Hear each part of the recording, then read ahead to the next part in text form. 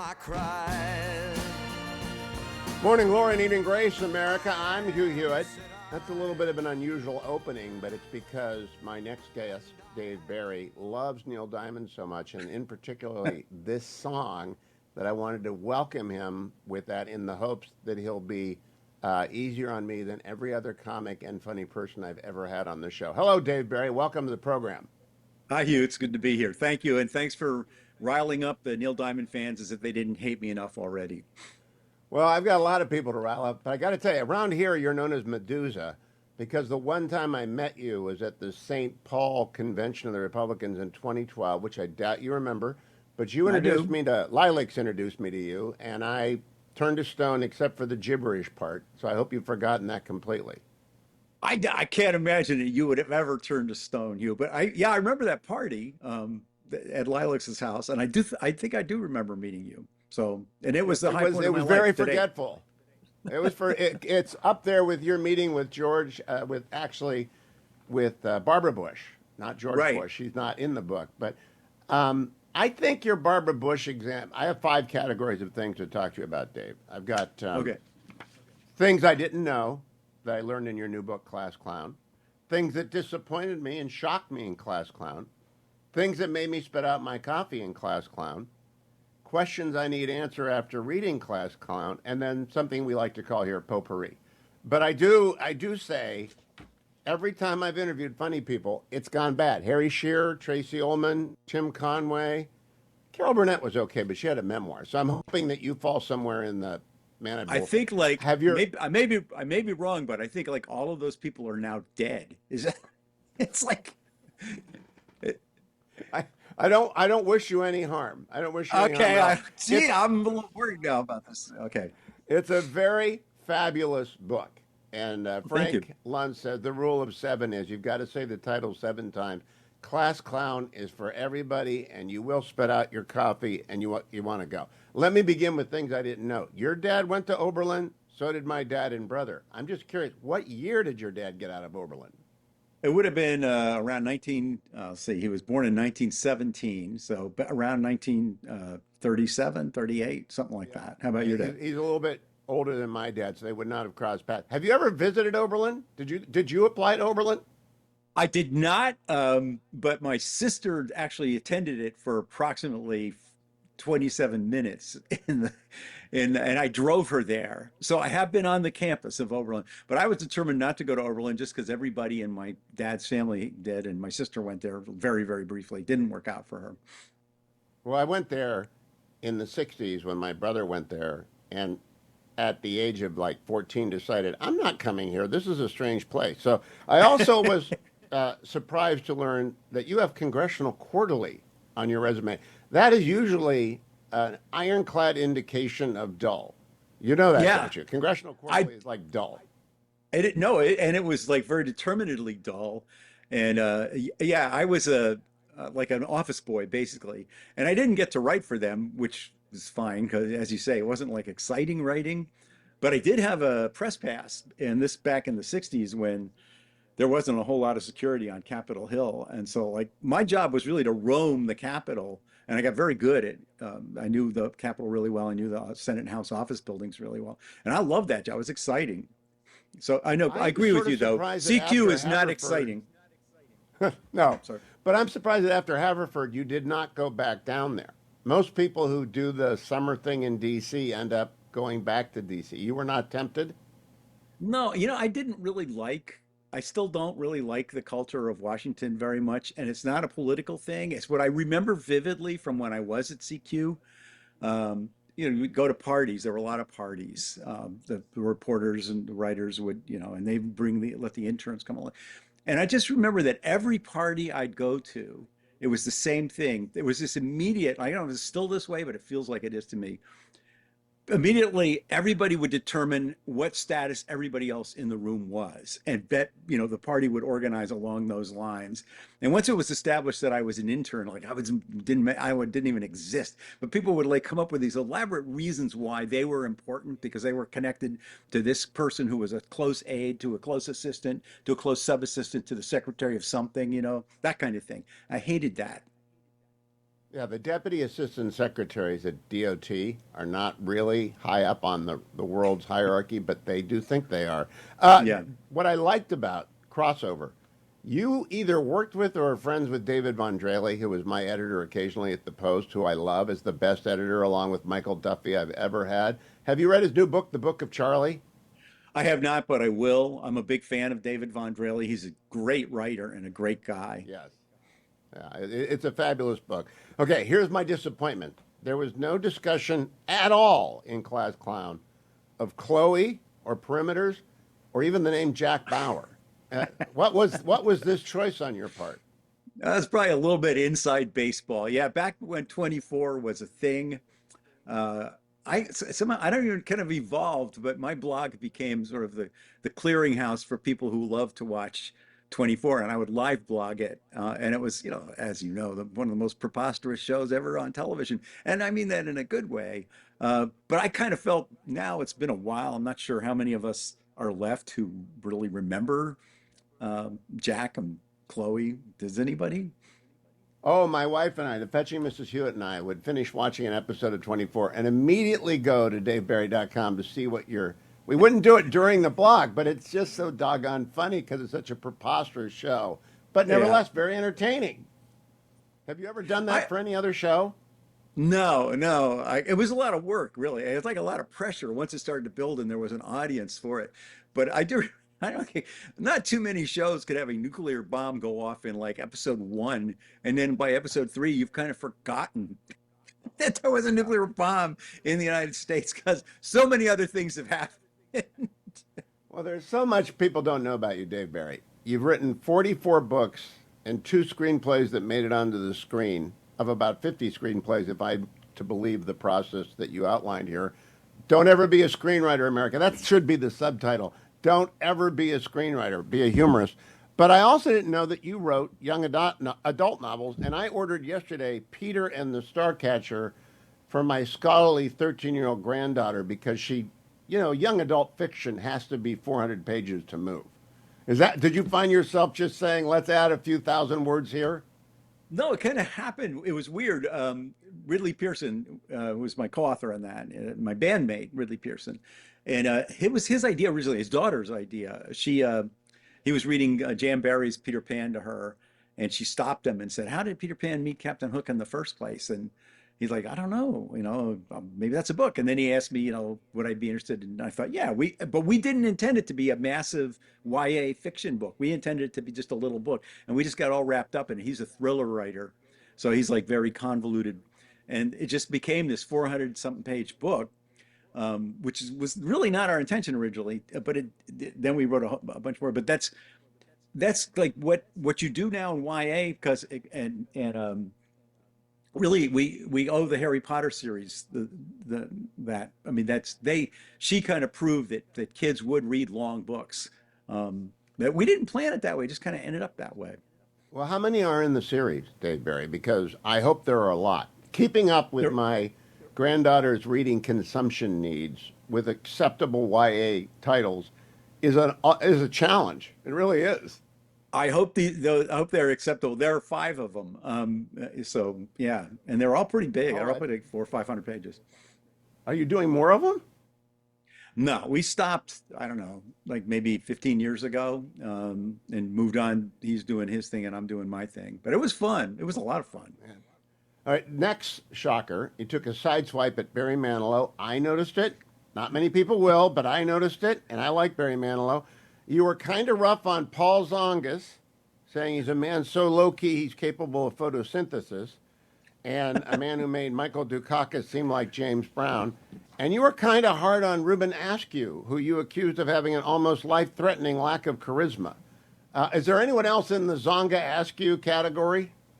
No, but I got to say, Paul Tsongas, I really liked him and I wanted him to win and become president of the United States just because I had this one interaction with him. Um, I like to do anagrams, and I was in New Hampshire it was my want back then, writing columns about the New Hampshire primary. And at some point, I noted that Paul A. Tsongas could be rearranged to spell gaseous plant. And so he'd given some. He was at the time the front runner. He was ahead of Bill Clinton when this was going on. And so does some press event, and it's just giant press cloud around him, as is the way. And I go up to him in the middle of this press cloud and go, Senator Zongis, do you have any comment on the allegation that your name can be rearranged to spell gaseous plant? And he does not break, in no way change his character. I think he goes, I have no evidence to indicate that that is the truth, or something like that. He gave me a very serious senatorial answer, and I loved him right away for that. He was a funny guy, But a lot of them, and this is what you learn on the campaign trail. A lot of the people that really don't come across that great in speeches and in public appearances are really pretty funny when you just talk to them. Like Bob Dole was a legendary example of that. Or Bob Graham gets very nice treatment from you. And I did not have any inkling that Bob Graham had a sense of humor.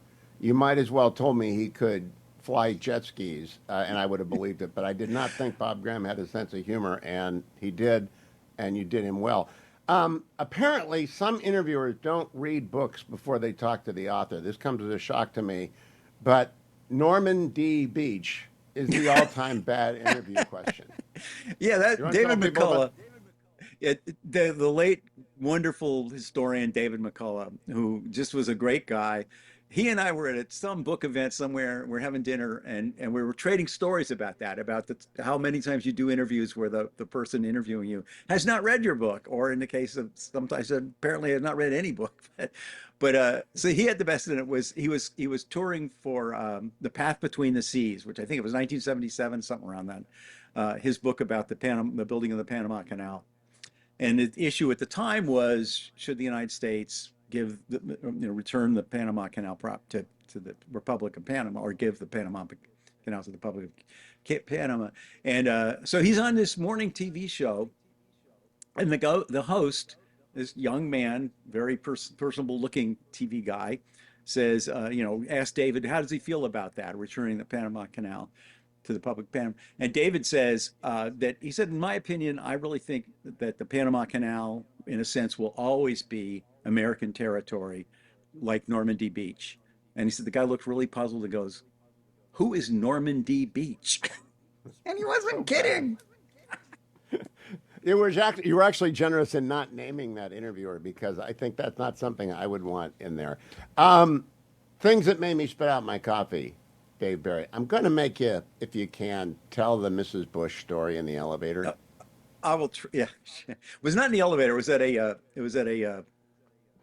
It was at a fundraiser. She was doing a series of speeches, campaigning for her husband, then President George Bush, going around New Hampshire in 1992, and I ended up standing next to Mrs. Bush.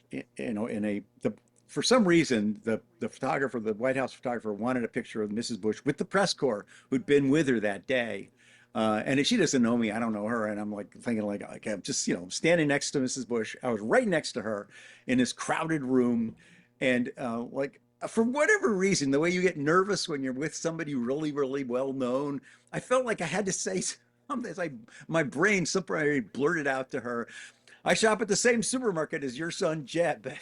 Like, just like the most inane, stupid, and of course she has there's no good response to that incredibly remarkably inane statement. So she goes, oh, we just celebrated Jeb's 39th birthday, and then like I should have just shut up and let it go. And I go, well, he's very tall. Yeah. That's so bad. It was like this poor woman, and like they're looking around for the guy with the tranquilizer dart gun to take me down. And she was very, and then she said, "Well, he didn't just grow this year." That was my conversation with the late Barbara Bush. And I actually ended up having dinner or lunch with the Bushes at their house in Houston when Mrs. Bush, after he left the presidency, they had she had a literacy charity. It was a very big deal in Houston, and I was invited to be one of the authors there. And I told her that story, and she just laughed, and she said that kind of thing happened to her all the time. I think that it is not uncommon for people to freeze and have brain freeze. There's a fellow named Mark Garren, who's Bill Clinton's Peace Corps director and his deputy chief of staff. my closest friend in the world, my college roommate. He's wrong about everything, but he's my closest friend. And Mark went to see the Pope with Bill Clinton, and you get in line and you go through the line, and someone whispers in the pontiff's ear, this was John Paul II, who you are and what your job is. And he said, "Oh, Mr. Garren, director of the Peace Corps. That's a very important job."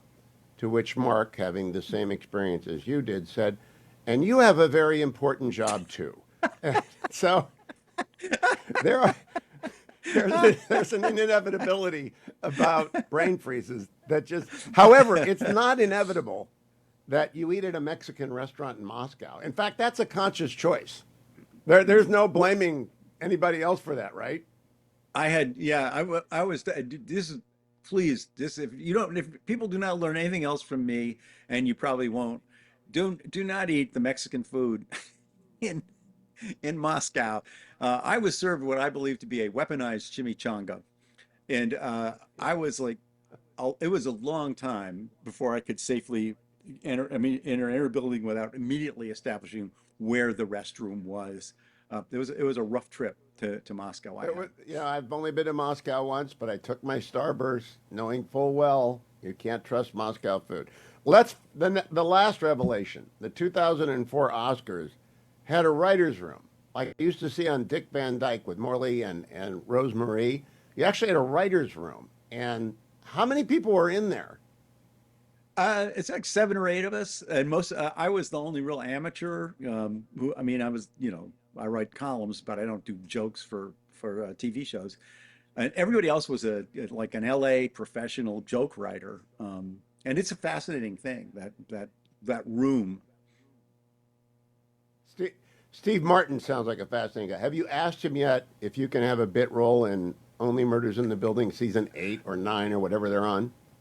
I'm waiting for him to get far enough down in his, list of contact, because they do have a lot of cameo people. And but no, so far he's not asked me, and I'm not asking him. I mean, I don't. I want to preserve what friendship I have with him. Oh, I think it would be a fine matchup. All right, questions I need answered. Where in Ohio is Judy? That's Judy with an I, as in your left arm assistant, not Judy with a Y, as in your first date. Where in Ohio is Judy with an I from? Wow, you have done your research. She was from the Cincinnati area. Oh, I'm sorry. But I don't know. I'm from northeastern exactly Ohio, and we don't really consider Cincinnati to be part of the state, but I'm glad you have a good assistant. How about newspaper photographers who always want to get closer? They're like producers who always want to get a better shot. And have you ever seen a Pulitzer prize-winning photo that was because it was close as opposed to it was timed well? No, I would say you're right. But photographers do what they do. You can't stop them. I thought that was very funny. Okay, potpourri. Does Alan Zweibel object to your argument that his head is of an appropriate size as to be found on Easter Island? He can't. I mean, the evidence is there for all to see, and when he affects the tides, that man with his head. So no, he can't object. Do you still work with him on any basis? Yeah, we still technically have a screenplay in development, and we will until the end of recorded time. Or not Yeah, I love time. I'll repeat a second time. The most important lesson of Class Clown: don't become a screenwriter. That's number 2. All right. Did you keep any rollerblade Barbies? No, I don't know what happened to my rollerblade Barbies, and I'm a little depressed about that. I think I may have taken it to New York to be on the David Letterman show and somehow left it there because it was so traumatic. I don't know. But I don't have one. If you have a spare, send it to me. Now, I have been on with Marr and with Colbert. Never sat down with Letterman, and Carson is before my time. Johnny Carson is the master who set sort of humor cadence for a generation. But I learned when dealing with Colbert and people like, don't say anything, just be a punching bag, that's your job. So did you actually try and be original with any of these guys, or was it all rehearsed? No, it's different with different ones. Bill Maher, I just did his show on Friday, and he is completely unrehearsed. I mean, they go through this whole list of things, topics we might talk about, and we get out there, and then he always asks me about my haircut first every time, because you can see why, I guess. And then we go, it gets pretty random immediately. So it's never rehearsed with him. With like Johnny Carson, it was sort of rehearsed. Like I knew the questions he was going to ask, but then he like actually listened when I spoke, and if something struck him, he would go off a little bit different direction. So I felt like we were having a real conversation. He was really listening. Some of them, they just go through the question. The one that was most intimidating for me was always Letterman. Well, I thought was funny, but I don't think he liked me. just Well, I wasn't famous enough or something. I always felt like, who is this guy coming here to light Underpants on fire? What is it? I think he just treated me kind of like, some you're going to have to weird. explain that now because you let out a detail of the Rollerblade Barbie story. Now you have to tell. Now you have to fill it in. Otherwise, people will hear Okay. Oh yeah, I Rollerblade had Barbie written in underwear. I wrote a column. This is based on a letter to a consumer Q&A column in a newspaper. Where a woman said that one of her children had a rollerblade Barbie and accidentally set fire to one of her other children's underpants when they were playing beauty shop. So I didn't know what this was about. I got hold of a rollerblade Barbie, which is a Barbie doll with booties, rollerblade booties, and the rear wheel is like a sparking wheel, like on a Zippo lighter, so it shoots out sparks, which is clearly an idea that is now. Anyway, Mattel stopped making it. You don't give sparking toys to children, evidently. But obviously, what had happened is this kid's rollerblade sparks, Barbie sparks, that set off the hairspray. So and set his underpants on fire. So I went out in my driveway, down here in Coral Gables, Florida, one night with a pair of underpants and some hairspray, and set fire to a pair of the underpants with my Barbie doll. And my neighbors came running over. And if you think it's easy to explain why you're squatting in your driveway over a pair of burning underpants holding a Barbie doll, then you don't know much about investigative journalism. But anyway, Uh, the Letterman people, somebody read that column and invited me up to New York to set fire to a pair of underpants with a Barbie doll on the David Letterman show. And I thought, well, that's going to be fun. That's going to be hilarious. It was the most stressful thing I ever did. You get there and it's like New York, so everybody's very New Yorky, and the theater's freezing cold because that's the way Letterman likes it. And they have this, we had to have a rehearsal. And David Letterman wasn't there, but all his staff people were. And these were all like serious people, serious about humor. And they're all gathered around, and they have this table and some underpants and a Barbie doll and hairspray. And I'm like trying to make light of it. Like, isn't this funny? Here we are, grown-ups, and they're not laughing at all. And the thing is, I couldn't get it to work.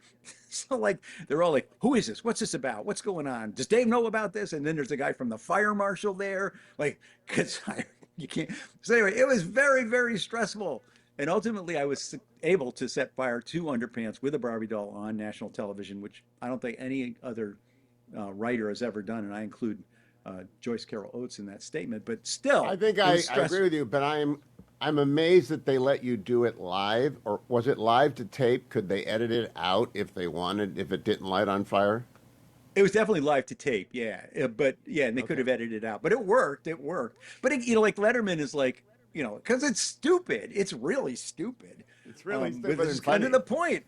But he doesn't Yeah. go like, "Hey, we're having fun." He's kind of like, "Well, now what are you going to do? Okay, now what are you doing?" It's like that. I never felt very Anyone who grows that welcome. beard. All right, I want to talk to you as well about Bruce Springsteen playing backup for the Remainders. Dave Barry is in a band with some very significant writers, including Stephen King, who, by the way, I was mistaken for Stephen King at the 2007 Red Sox Guardians playoff game in the American League Championship Series in Cleveland. I don't think I look anything like Stephen King, and No, I'm you not going don't. to play in your band anyway. But I do realize that that's a pretty. You don't. Did Bruce You, Springsteen say, "Call me when you guys need a backup again"? No, Bruce, incredibly, Bruce, I think that we gave his career enough of a boost that he doesn't really need us anymore. But yeah, Bruce Springsteen, first of all, you don't look like Stephen King. I just want to get that out. Yeah, Although I agree. he does go to Red Sox games. Anyway, well, you were at a Cleveland game. Anyway, but Bruce Springsteen did play one time with the Rock Bottom Remainders, and we were down to our last song when he got on stage with us, and our last song is Gloria, Gloria, Gloria, and it's a very simple song. And my joke is if you throw a guitar on the ground, it will spontaneously play Gloria. But so Bruce comes out, And first of all, I gave him my guitar immediately because I want to be able to say Bruce Springsteen played my guitar. But I also had to say, Bruce, do you know Gloria? He goes, like, turns out he did know Gloria. So we did. But the point here, and this is very important, you that we get this across, is on that song, the way we do it, the Remainders do it, I sing lead.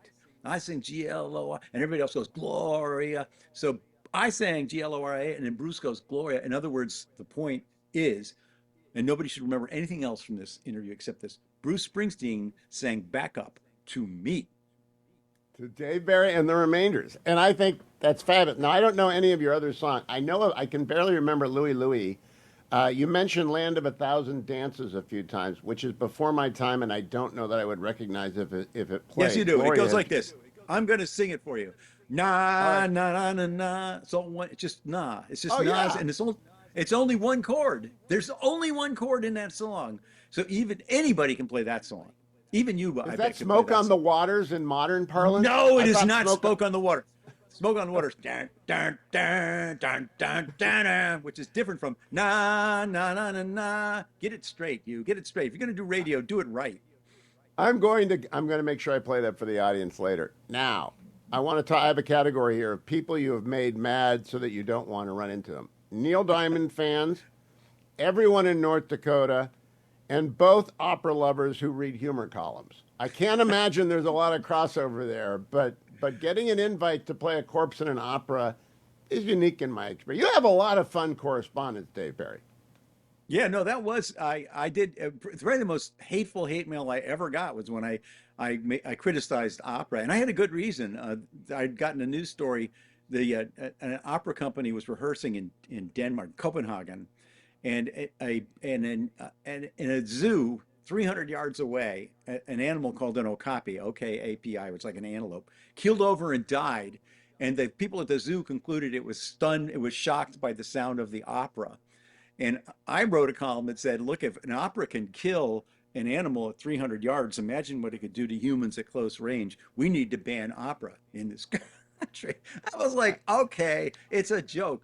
Wow. The hate mail that I got, like the F bombs the opera people dropped on me, more than almost anything, angrier than almost any other mail I ever got. But the Eugene, Oregon Opera Company, there is an opera company in Eugene, Oregon, invited me to Eugene to play the part of a corpse in an opera called Gianni Schicchi by Giuseppe Verdi. And I did. I flew out to Eugene, which is not easy to get to from anywhere, but especially not from Miami. And I played the part of a corpse in an opera, something I do not ever want to do again. Oh, the key to everyone listening, it's a very itchy part to play, and you don't want to actually be in that position. I thought it was a fabulous story, and I think that your willingness to go on misadventures with your readers are very important. Now, I want to ask about the book tour stuff. You've written a very interesting book because it's 90% funny and it's 10% sad. Because while your dad was a wonderful dad and your mom was a wonderful mom, your dad became an alcoholic and he became a recovering alcoholic, and your mom took her own life after he died and she went into a deep depression.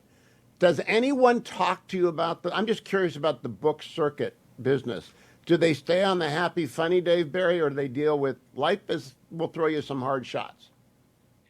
Mostly, first of all, since most of them haven't read the book, they they just assume there's nothing that there's nothing serious in it. But the ones who have, I would say, there've been some pretty thoughtful interviews. The NPR people, like they're the most likely to go straight to tragedy, and Yeah. because they're somber and they're quite speaking fairly quietly like this, and they want to, so.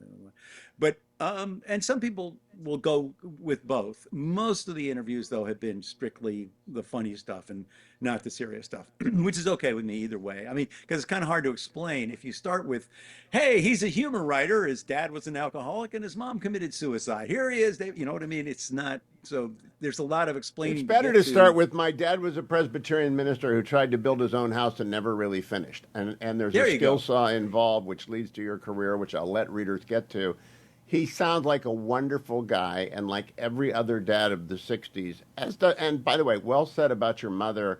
Funny people are not always happy people. There's a Yeah. big difference between funny people and happy people, especially I've had some depressives in my life, and it's you just never see it coming. And I thought you handled it very, very well, Dave Barry. Let me go back to the easier stuff. You're very worried about serious journalism on page 191. You're no fan of President Trump, but you were no fan of the way journalism covered President Trump. See any correction recently, or is it still in that rut? I mean, maybe a little bit of a little bit of a relief, if nothing else, just recognizing that they've, my profession has done itself a serious disservice, and nobody, everybody sees what I'm talking about. Basically, my point is that, I think we all know that most newspaper people, most journalists lean left. But I honestly feel most of my career, and I spent a lot of time on the campaign trail and at political conventions, that most of the reporters did a really pretty good job of trying anyway to be straightforward until Donald Trump came along, and then it became this crusade to to make sure to defeat Donald Trump rather than to explain or tell people what was happening, and that people reacted to that. Yeah, I'm sorry. What I loved is that your obvious affection for newsrooms. Now, I've never worked in a newspaper newsroom, though I've written for papers forever. But I worked in a television newsroom for 10 years doing the nightly PBS show with a couple of co-hosts in LA. And newsrooms are addictive. Newsrooms are fun. They're noisy. That was back when we had a ticker. And, you could stand there right before the show. This is 92 to 2002, before we had the wonderful genies that are our phones. And you love it, and I love it, and they're gone. Right? They're gone. Does the Miami Herald even have its old building still? No, the building is sold and knocked down, and the Miami Herald, to the extent that there is a building, it's like part of an office building, and it's an office, and there's not that many people there. Like most newspapers, including fairly big city newspapers, there's no newsroom anymore, and the wonderful thing that was the newsroom doesn't exist for most of us anymore. But it's very fondly etched out and described in especially your first newspaper, which is a small town newspaper, and I love that. All right, I want to close with two more things. The most important bit of wisdom in Class Clown: a person who is nice to you but not nice to the waiter is not a nice person. I want to verify this is true, and it's a good rule for everyone out there to take along. How did you figure this out? I don't know. I mean, I wrote that a long time ago. It's one of the most repeated things I've ever written.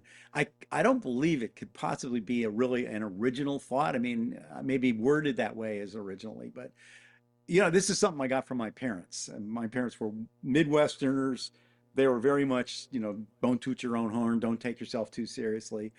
But they always, as my dad especially. My dad was a very respected guy. He just treated everybody always with dignity and respect, and it's like that was understood in my world. And when I got older and saw that there were so many people who, as soon as they were able to treat people like crap would, it The always difference bothered between me. Ohio and California is nowhere more pronounced than on that spectrum of graciousness and to whom it extends, and it's really ubiquitous in Ohio, and it's very limited in Hollywood. Yeah, And I don't know much about Hollywood. Midwesterners are good people. I will go to my grave with that as my truth.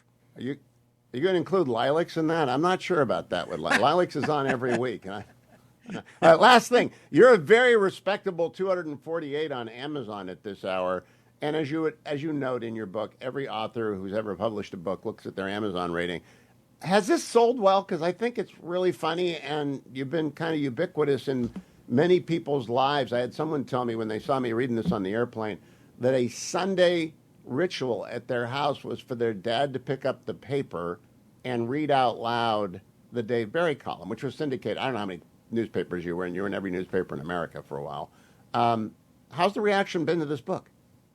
It's been really good, and I was terrified about this book. I thought, this is going to be, people will not think it's funny. People will be, not like the serious stuff, and so I was worried. But it's been received really well. It actually, I make a joke about this in the book, but it was a New York Times bestseller for 1 week. Finally, now it's a New York Times bestseller forever because of that 1 week. Yeah. It'll be on the next book. I don't think they put it on the cover here. No, they know that. Actually, they did. New York Times best-selling author of Lessons from Lucy. They always do that. But I love the Davy Crockett T-shirt picture of you at age 10. Dave Barry, Class Clown, The Memoirs of a Professional Wise Ass. Fabulous book. Thanks for spending a half hour, and I'm glad you didn't Medusa me this time. I hope that the third time will be a charm. I'll meet you in person, and we'll put the two together. Thank you, Dave. We'll be great friends. Thanks very much, Hugh, and thanks for reading the book. I really do appreciate that. Oh, you bet. Be well.